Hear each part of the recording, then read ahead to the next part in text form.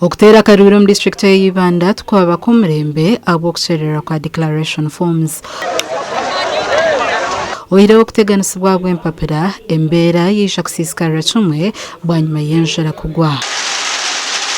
Tutataho umuringo gwitu ka security committee twakwatsa na office ya chairman wa NRM mwenda district registrar kureba ngo forms zarga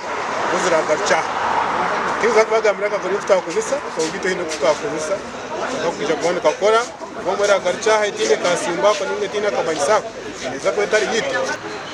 twayaba abesimbiro bona na munonga ni mwa mahurre kugira ngo okuranga ebyaraga omukubara no mukuteza Karuru tuza kubukora omwanya gumegonka ogwa Ibanda district tare center kandi ogwo no murumo kurwo muntu wo mu district yona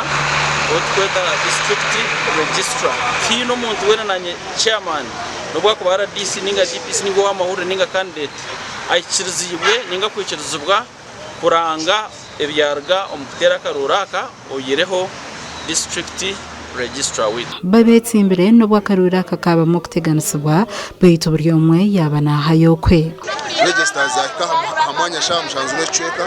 okanyenda kusima abantu babasa kumiseriza bakabuma register za izira twakatera Karuru kandi police station yanje yanyini bare ya kabiri Akaruru nyina akasingiraho Akaruru na akaterera ahabesi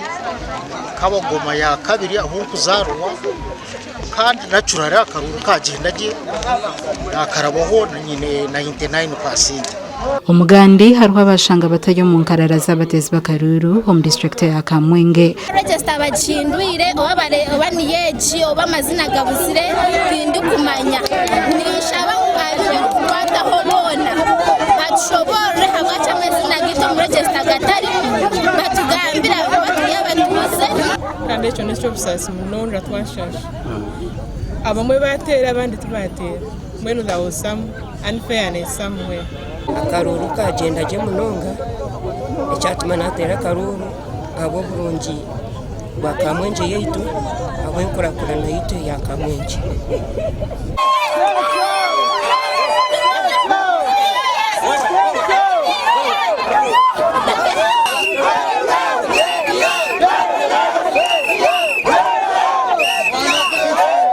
kamazimanti abahagizi abantu bakibaye nibenda change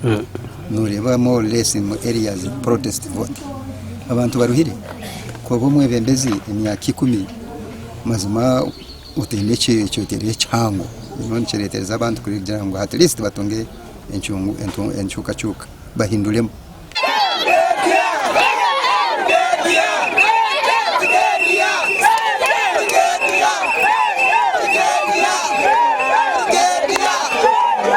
Gashakwa Timothy Mushabe na Anthony Twin.